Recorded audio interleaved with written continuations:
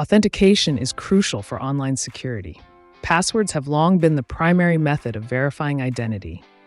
Are they still the best option?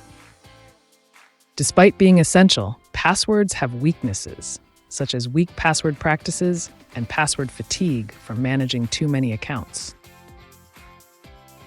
To combat these limitations, alternative methods like two-factor authentication and biometric authentication are being adopted.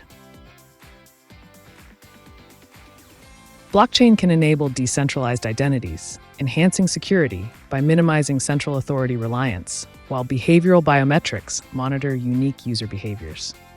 While moving beyond passwords provides enhanced security and convenience, challenges include privacy concerns and implementation difficulties.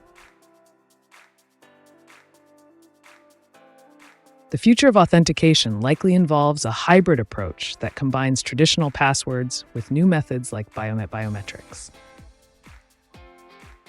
As technology evolves, the importance of user-centered security solutions will increase, allowing passwords to coexist with advanced methods in our digital lives.